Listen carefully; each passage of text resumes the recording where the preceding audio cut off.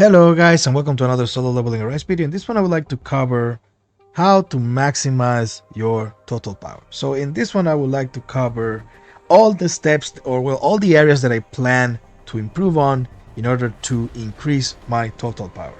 As you can see, I have mostly A1 units, except for maybe two. So I have a A4 Cha and I have an A2 Alicia, which I recently got, by the way. And I plan to use those two with sale to improve my total power. As you can see, this is my current status. Reaching 30,000 total power, it is a lot. So I will try to see, or at least give you estimates on how I plan to get there. Yeah, I'll explore all the areas that I can, so that I can show you how I plan on doing it, and that way you can have a reference so that you can do it as well. Yeah, so let's get started. So the formula displayed on screen is the assumption of how max total power works. Yeah, so as you can see, Jinwoo is one of the most important parts, hunters as well, but they are 2/3 of their total power. And then you have Armory and Army of Shadows, which is lesser but still important, yes? Especially when you're obtaining the first three. But now that I have the first three, it's not that significant in comparison to Hunters and Songyunwoo. But still, it's important to know how this calculation more or less works, yeah? So with this, we will start first with Jinwoo. Jinwoo is the most important part of total power. As you can see, I have 333,000 and 1/3 comes from Jinwoo. Yeah. Or well, more than 1/3 actually. But yeah, as you can see, it's quite important in this process of building. Yeah. So the first thing you want to do with Jinwoo is try to... I put all my stats on strength, and that gives me a certain total power advantage, because attack gives a lot of total power. Also having substats like critical hit rate and critical hit damage improves your total power by quite a bit. These are my current stats of Jinwoo. If I had more critical hit rate, I probably would have more total power. That's it for stats. As for weapons, what you want to have is first the highest rarity, then the highest advancement, and then the highest leveled weapon. This will give you the largest amount of total power that you can have, even if it's a weapon just for total power, which I wouldn't recommend, especially for F2P.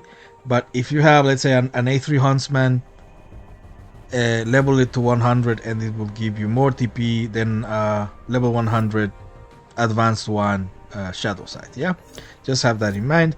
And on top of that, as you improve skills, you will also get more total power. This requires player scrolls, which I will explain in a little bit how you can get them. But aside from the weapons, then you also have skills. So skills you can also level up with player scrolls. So now you have two things that you can level up with player scrolls, which is weapons and skills. After that, it's artifacts, but artifacts is mostly getting the highest rarity with best substats. This is just quickly a showcase of my current substats with my artifacts. I don't have a lot of improvement because in reality it is quite hard to start getting better pieces after some point. Sometimes you can even spend a month without getting an upgrade in any of the areas, especially for Jinwoo, because you are using the best gear you have on him usually. So getting a better piece, it's a luck thing. And also, as you can see, I still have an epic piece, because yeah, unfortunately I haven't had the luck to get a dark damage bracelet with good substance. So I'm still using my epic one, it's still fine. But once I get this one to legendary, if I'm able to get one with at least 2 good substats, then I will be able to replace it with a gold one and with a legendary one, and I'll have better total power. Now, how do I improve? How can I improve these player scrolls? There are various ways to get player scrolls. So that way you can improve your total power by upgrading your not only your own skills, but also your weapons skills. How do you do this? How do you hunt this? The first way is through the exchange shop. So in here you can you can buy player scrolls here every day. Same with hunter ones. I think I bought the hunter ones because I needed yeah. So the hunter ones and the player skill scroll ones you can buy.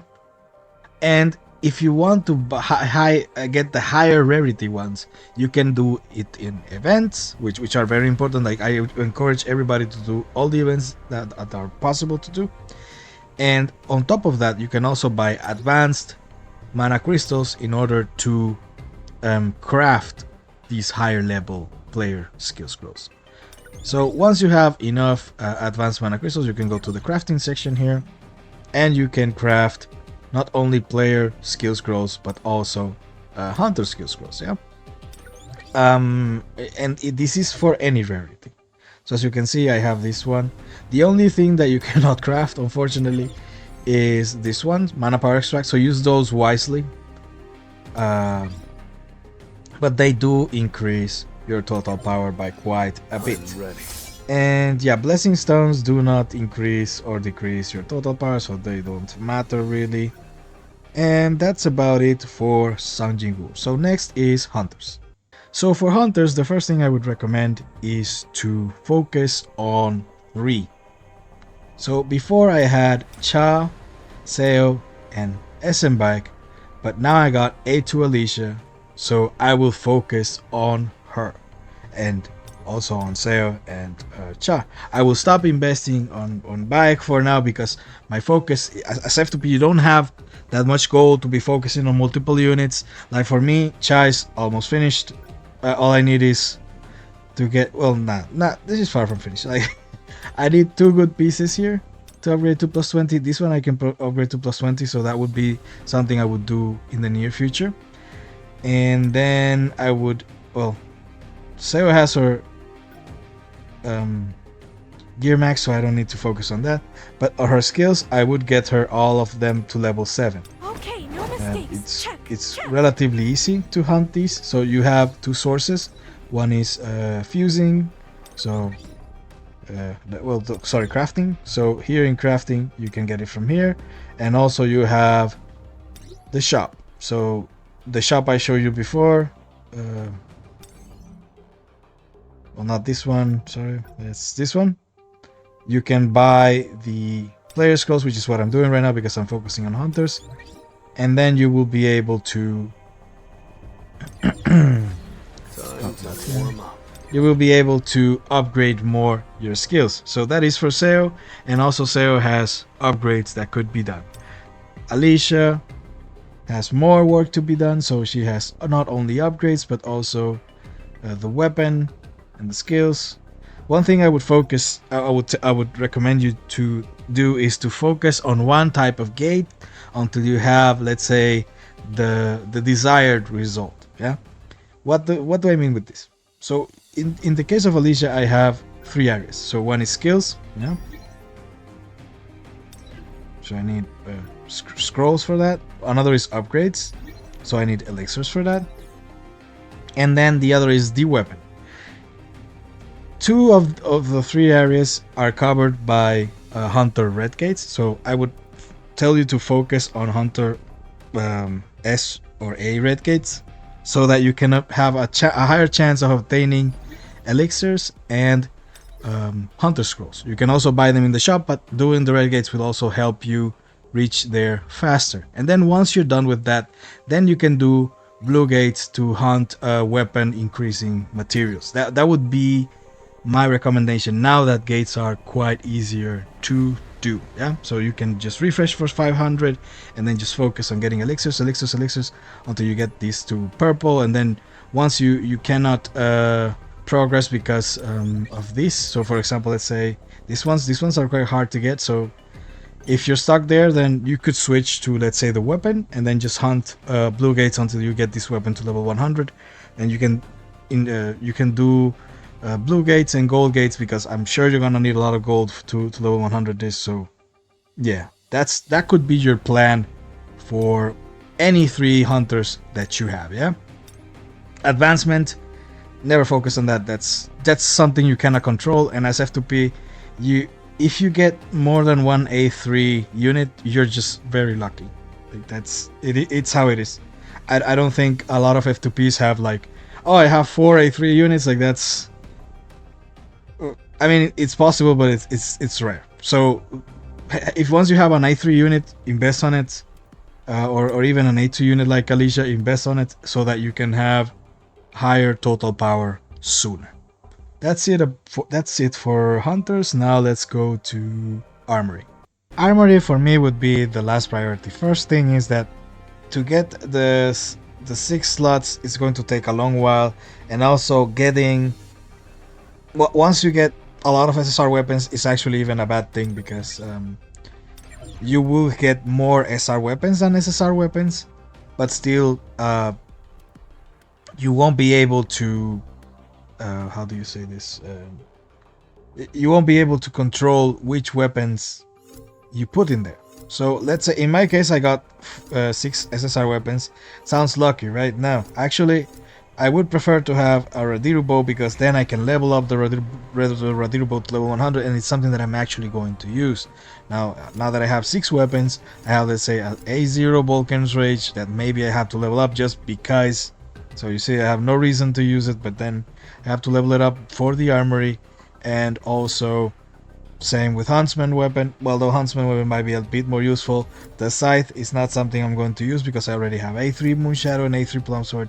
So as you can see, Armory, it's more of like some wasting for certain amount of total power. And as you can see, I have everything on level 1. So let me actually show you. See, well, this is 0. Sorry, 0, not level 1, it's level 0. And the next enhancement is on 30, so I will start gaining little by little more TP. But as you can see, I've level 40 all, well, at least these 3, and level 20 this one. These 2 are to level 100, and I've gained 12,812. This is something that will increase with time. This is actually one of the slowest total power gains you can get, especially as F2P, because I mean, you're not gonna get ascensions, and getting materials for upgrading a lot of weapons in the beginning is actually quite hard.